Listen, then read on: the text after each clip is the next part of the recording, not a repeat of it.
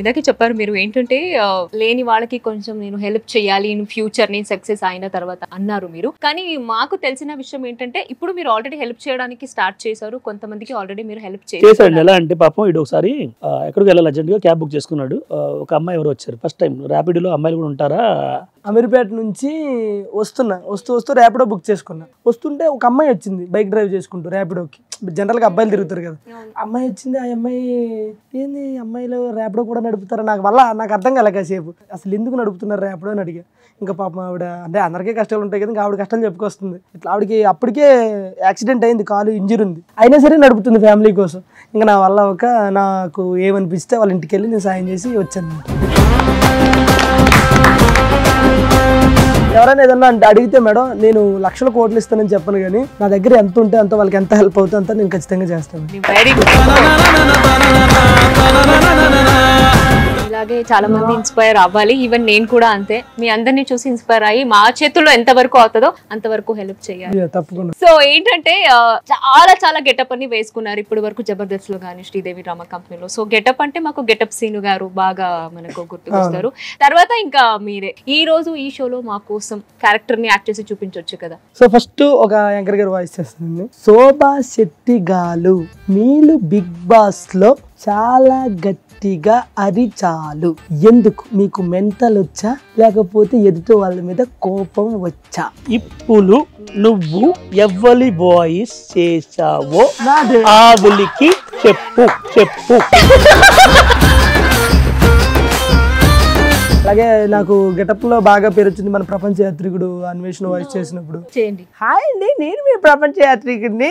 మరి చూసుకున్నట్టయితే అందరూ ఆటగాళ్ళు, మామూలు ఆటగాళ్ళు కాదు. ఇక్కడ సిసిలి మన ఈ రోజు ప్రపంచం మొత్తం తిని ప్రపంచ యాత్రికుడు అంటే అందరికీ తెలుసు. సో నాకు కొంచెం గొంతు ఇబ్బందిగా ఉంది, కానీ గ్రేట్ నిజంగా. ఇప్పుడు కేఏ పాల్ గారు వాయిస్ అదగొట్టేవారు. కేఏ పాల్ వాయిస్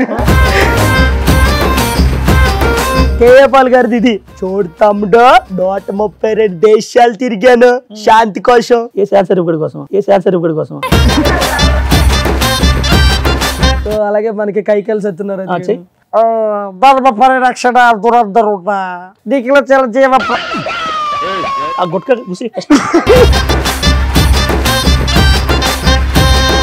మన గెటప్ సీన్ అన్ని అయితే అన్ని గెటప్లు చేస్తున్నాడు. గ్రీన్ టీ బాబు నువ్వు డిస్టర్బ్ చేస్తానంటే చెప్పు.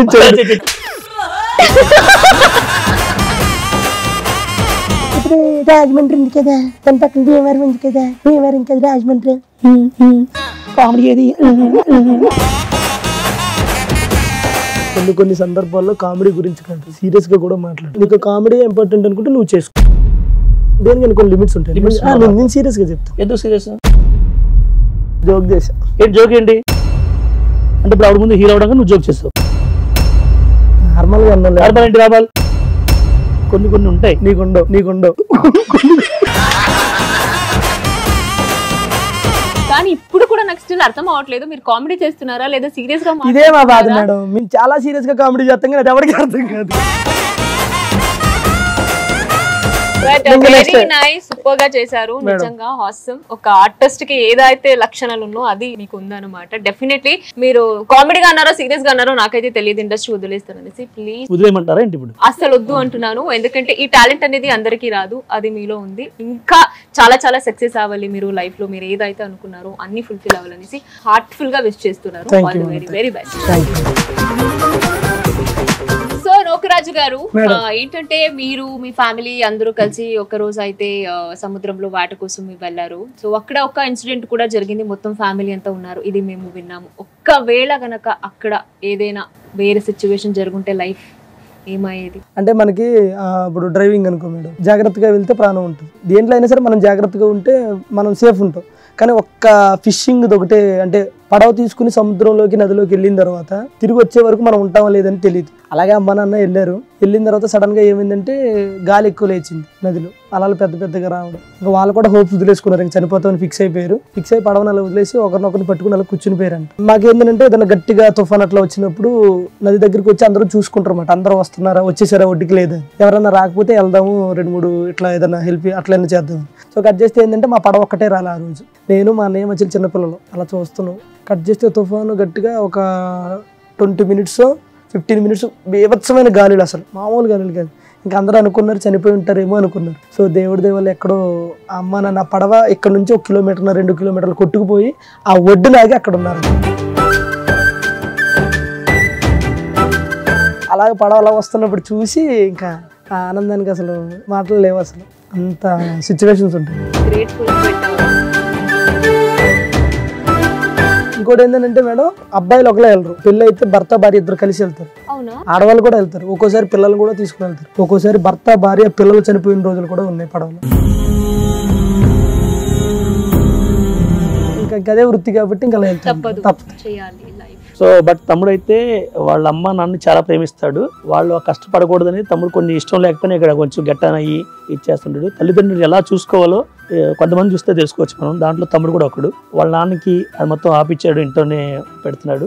వాళ్ళ అమ్మకి చాలా ఆపరేషన్ చేయించాడు దగ్గరుండి.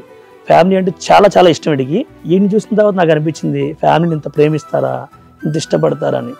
వీళ్ళ అన్న పెళ్లి చేశాడు వీడే, 40-50 లక్షలు ఖర్చు పెట్టాడు, చాలా గ్రాండ్గా చేశాడు. నాకు అనిపించింది అన్నమాట, తమ్ముడు నువ్వు సూపర్ రాని. ఇడికి కొన్ని ఇష్టం ఉండవు, ఇక్కడ ఉండవు, బయట ఊరెళ్ళిపోతాను, ఇది నాకు నచ్చట్లేదన్నా ఎక్కట్లేదన్నా అంటే నేను చాలాసార్లు ఆపాను. తమ్ముడు నువ్వు చాలా టాలెంట్ రా, ఉండరా, నువ్వు అక్కడికి వెళ్ళినా మళ్ళీ ఎలాగైనా ఇక్కడికి రావాలరా నువ్వు, బట్ లేదన్నా నాకు ఇష్టం లేదన్నా నేను జాబ్ చేసుకుంటాను ఇది అంటూ. బట్ ఫ్యామిలీని ఎలా చూసుకోవాలో తమ్ముడిని చూసి చాలా మంది ఏమో కానీ నేనైతే కొన్ని నేర్చుకున్నాను చూసి. ఫ్యామిలీ కోసం ప్రాణం ఇచ్చేస్తాను. ఇలాంటి పర్సన్ దొరకడం వాళ్ళ ఫ్యామిలీ అదృష్టం. సో చాలా లక్కీ మీరు. అలాగే ఒక ఫ్యామిలీ మ్యాన్ ఉండి త్వరలో మీరు ఇంకొక ఫ్యామిలీ కాబోతున్నారు. ఫ్యూచర్ కి కూడా ఆల్ ది బెస్ట్. అండ్ ఇంకోటి ఏంటంటే ప్రతి ఒక్కరు అడుగుతున్నారు, అండ్ ఇక్కడ వీళ్ళకి కూడా అంతే ఈ క్వశ్చన్ గురించి డౌటే ఉంది. ఏంటంటే నెక్స్ట్ సీజన్ 8 బిగ్ బాస్ లో ఆఫర్ వస్తే మీ ఇద్దరిని మేము చూడొచ్చా? తమ్ముడు చూడొచ్చు నాకు తెలిసి. ఎందుకంటే తమ్ముడు బిగ్ బాస్ లోకి వెళ్తే మీలాగే నాకు తెలిసి. ఐ థింక్ ఓపెన్ బుక్ తెరిచిన పుస్తకం అనమాట. లోపల ఒకటి పెట్టుకుని బయట ఒకటి పెట్టుకుని అంత యాక్టింగ్ చేయలేడు, ఓపెన్ గా ఉంటాడు. అంటే బట్టలు వేసుకుంటూ కాదు, ఓపెన్ గా మాట్లాడేస్తాడు. తమ్ముడు వెళ్తే చాలా మందికి నచ్చుతాడు, చాలా మందికి కనెక్ట్ అవుతాడు. ఇది మంచి తెలుస్తుంది, ఇది చెడు నాకే తెలుసు కొంచెం, అది కూడా తెలుస్తుంది. ఇది సైకో. ఛాన్స్ వచ్చినా సరే వెళ్ళలేడు. నేను బేసిక్ గా బిగ్ బాస్ కి వెళ్ళాలనుకుంటున్నాను కుదిరితే. ఎందుకంటే నేను ఆల్రెడీ ఇప్పుడు బిగ్ బాస్ హౌస్ లోనే ఉన్నట్టు. మా ఇంట్లో మా పిల్లలు, మా వైఫ్, ఆ టాస్క్లు ఆ ఇది మీద బిగ్ బాస్ హౌస్ నాకు చిన్నగా అనిపిస్తుంది. మా అబ్బాయి ఘన్శ్యామ్ ఒకరిని హ్యాండిల్ చేస్తే ఒక 10 మందిని హ్యాండిల్ చేసినట్టు, మా ఆవిడని చేస్తే మొత్తం 16 మందిని 20 మందిని హ్యాండిల్ చేసినట్టు. ఇప్పుడు ఇది చెప్తున్నా కానీ ఎన్ని కాదండి, ఇలా చెప్తారు చాలా మంది అదోళ్ళు. బట్ నాకైతే నా భార్య దేవత. సో ఇది జోక్ అండి. మా వైఫ్ వెళ్ళమంటే బిగ్ బాస్ కి వెళ్తాను. వైఫ్ వద్దంటే రిజెక్ట్ చేస్తారా? వెళ్ళరా? అయినా వెళ్తాను. ఎందుకంటే అక్కడ హ్యాపీ ఉంటాడు 3 నెలలు. అలా అనుకుంటారు అంతే, హ్యాపీ ఉంటామని అనుకుంటారు. మీరు అనుకుంటున్నారు కానీ మేమైతే గట్టని అయిపోతాం. మీ ఇద్దరు ఉంటే ఇంకా మర్చిపోతాం అండి, ఎవరు అవసరం లేదు మాకు అన్న ఫీల్ లో ఉంటాం. అంటే మీ మీద గీయాలని కాదు, అర్థం కదా ఆవిడికి నవ్వాలండి. మీరు కనుక వెళ్తే, ఎందుకంటే ఫ్యామిలీ కనెక్షన్, ఈ ఫ్యామిలీ మన ప్రియారిటీ మొత్తం ఫ్యామిలీ అనుకునే పర్సన్ ఎవరైతే ఉంటారో ఉండదండి. అక్కడికి వెళ్ళిన తర్వాత ఒక తల్లిని ఒక చెల్లిని అందరు సెట్ చేసుకుంటాడు వాళ్ళలోనే. కాకపోతే ఎక్కువ గర్ల్ ఫ్రెండ్ సెట్ చేసుకుంటాడు కదా. చూడు కాసేపు సునామీ వచ్చిందా ఏంటి అనిపిస్తుంది నాకు, ఎందుకంటే అంత సైలెంట్ చేసేస్తున్నాను. ఇప్పుడు తమ్ముడు విజృంభించేస్తాడు, నవ్విస్తాడు. సుమన్ టీవీలో మీ పర్సనల్ అండ్ బిజినెస్ ప్రమోషన్స్ కోసం కింది నెంబర్కి కాంటాక్ట్ చేయండి.